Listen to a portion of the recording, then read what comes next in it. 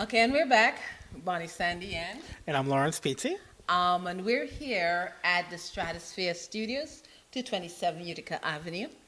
And at the controls is Mr. Ethan Smite, Yay! who runs the Stratosphere and bklyn.tv and has taken it upon himself to invest in his community, and we do have to thank you for that. Uh, we really love your response thus far to our sessions. And I have to say thank you to those who have shared. Thank you for those who have made comments and questions. Thank you, and to let you know that we do not read off cards. We do not read off cards. It's all no. stuck in our brains. Yes. Um, the one of the things we're gonna now speak about is a lot of questions on the topic of funding and financing that has come up, and there are four opportunities that came across my desk that I'm going to speak of. There's the Start dot fund, START dot fund, which is the Bronxville Neighborhood Fund, $5,000. There were questions asked of me, and there's no contact information on the page, so try to contact them. They are on a third party platform that does funding initiatives. You find information out. If you need help, forward it to us. Yes. Facebook. Send it so that we can help you Well, read or it's figure out what it says. NYukco.com/contact. And here's the thing. We're prepping businesses to take part in that grant. We're in Brooklyn. Some of our people are in Bronxville. They don't have the project that you pitch must be in Bronxville, so I'm suspecting that you can be from other places. That's a $5,000 grant, and we will show you how to protect yourself and things before you do that. So come down again this Saturday. This Saturday is the 24th? I believe so. Yes. Yes. 1 to 5 p.m. And we're prepping a couple of businesses to go behind that grant. That's our way of supporting it, because many people don't even know what a pitch is. And a startup business is a whole lot different from a regular business. So we'll talk about that. The second is that ERA, which is an incubator. And the guy who runs that incubator, when we first started doing projects in New York, Brooklyn, came down to Brooklyn. So I always support their initiatives. And they have now gone from $20,000, which is what they originally were, to $40,000 in funding. Now, what an accelerator is, it's a 3 to 4 month program. If you get accepted, you get tons of support. Their program, it starts in January for 3 to 4 months. They give you space, mentors, and at the end of that, they take a small stake in your company. You get this money, but you also get to pitch to other investors. So it's a great way to start and catapult your business. But these are all new age tech startups that are looking for more than trickle down. They're looking for scalability. They invest in you the hopes that you're going to eventually exit with a $400-500 million or $1 billion sale. Not bad. Not bad. So we will explain this, and we show you how to do that and prepare the application forms, etc. Then we've reached out to some manufacturers, and the manufacturing community has been really great. Now, manufacturing isn't just sewing. It could be printing, pattern making, knitting, etc. And there's a $300,000 grant that you get, and they're presently open. That's the Fashion Marketing Initiative. You can go online, but we're working here. Yasmin will be helping those who want to apply for those grants along. We'll be speaking to some other people. You do have to be in business for 2 years. For 2 years, but we're gonna, if you're interested, here's the problem. That grant was initiated to help. And it was initiated 3 years ago. Yeah, but the problem is, if your goal is to help build the manufacturing and you're only going to help those who exist, how are you building? But I'm just saying that's Yeah. the one But contingent. if you're interested, the only way they will change, and they will, which is why we're saying designers need to step up. The only way we're going to get what we need is if you make noise. Contact them and be like, well, why? Yeah, and what we're trying to do is to get them to meet with the cottage and independent industry, because so far none of those monies are coming into our sectors. They're going to people who really and truly have never been in fashion, some of them, and they're great, but the quantities they require are not helping local designers. Okay? And so that one is due the first week. I think the ERA grant is the end of October. The fashion, no, they're November the 4th. The Brownsville grant is the end of October, and the fashion grant initiative is currently open. I don't know what their deadline is.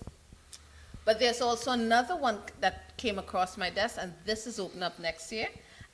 But it's to note that each library system has one. The Queens Library System, the Brooklyn Library System, and the New York Public Library System have grants for small businesses. And these are the regular mom and pop businesses. So there are different types of businesses, by the way. Everybody say, I have a business. And yeah, but what type of business? And so theirs is $15,000 for the first prize, and that's next year. You have until June, I believe, to apply. So if you're interested in that type of funding, but you have to remember, those are 1 or 2. So we're then left with the alternatives of how do we fund businesses, because those rare 1 and 2 businesses will go on shore. And What happens afterwards? You get some money, and then what? well, they get money, and the goal is that you build enough to attract more money. Generally, with accelerators, you will get your first batch of money, and that will attract that's seed. And then later, in a Series year, you can A, get more and more. Series A, Series B, and etc., and you get more and more. But pitching, there's an art to pitching. There is a business curriculum and A language of a finance. language. Stanford did a free course that I have bookmarked and I will send, but we also do something here that we work through getting people, and we're going to do that a little later when we think the language of filling out. What are they looking for? It's a totally different language. Some people say, well, I want a business and I want my brand. They're not invested in your ego. No, they're looking at the feasibility of, if I give you $1 million, what do I get back?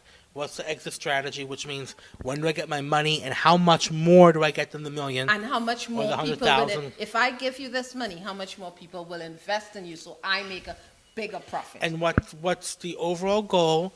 What are you going to use the money for? And who is involved with you? Yes. Because Which when is I key. give you your money, it's not just you, it's your company. Yeah, and And- a lot of people who approach these they want grants. They're individual small businesses. If you're making pillows, you're not going to get, just you No. making pillows, you're not going to get grants. But we are looking at ways to fund the businesses that are making the small stuff through pre-sale, etc., within the confines of what we do.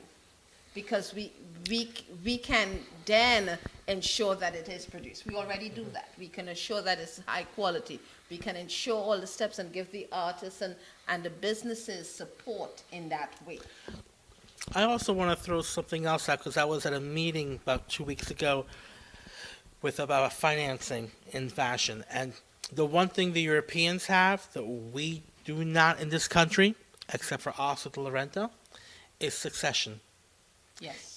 It's my company, it's my label, I'm the king. Well, when I die, what happens? It's that thing we say about legacy. Nobody's going to invest in you alone, and it's just you alone. If something happens to you. What's good? Like, Asa de Laurenta passed away, but the company was structured so that he wasn't totally designing anymore. He had other designers underneath.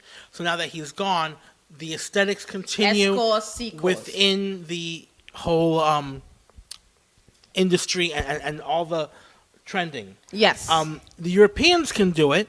Givenchy, Balenciaga, they've been dead for a while. Dior, Well, in tech, they do it. In tech, And that's where I learned it. Because it's not an ego. Right. But not only that, when I started doing this, I took about a year to learn from the New York tech world. And there was Newark, which was a co-working space, in New York City. And they used to have seminars. And I went to a seminar with one of the lawyers who I'm hoping to reconnect with. And they described the process. They also did it at the Stanford recent How to Start a Startup. And I can't remember right now, it's a C Corp or S Corp, but you don't do an LLC. The minute I see some people saying, I have a tech company and, invest in me, and I look and I see an LLC, I just dismiss them because they haven't done their homework. They don't know what they're doing. They're like, we're the social network that you should follow, but they built it on open source software, and Facebook is making money off us. No, Facebook is not making money off you. People get mad when I say that. You're using Facebook for free. They're trying to leverage the cost of you using it. Yes, and when they ask for ads, when they put that on, they're trying to make it make sense so that their investors can get their return back. And if you have a problem with that, then you have a problem with the idea of business. And most people don't understand, but how could you say that? Yeah, because when we do this, we expect that those who invest in us will get their return down the line. I have a last minute comment. If you have a problem with Facebook and the ads, how can you have cable in your house? Because the companies, the channels are selling airtime to companies to sell you stuff, and yet you're paying to get the channel into your house. So if you have a problem with what she said, Time Warner. I don't get it. Well, a lot of us don't see that. And we don't understand the concept of business.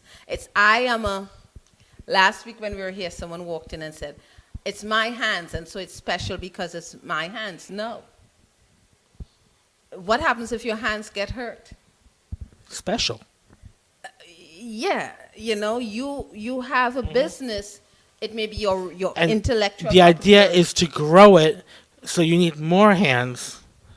Yeah, and you need to find a way to teach others so your hands and hands-on in it. It goes back to our last segment when I said, at first you can do all the jobs, but you have to leave the $5 and $7 and $8 dollars an hour jobs behind so that you can do the $80 an hour job and get the other people at the lower.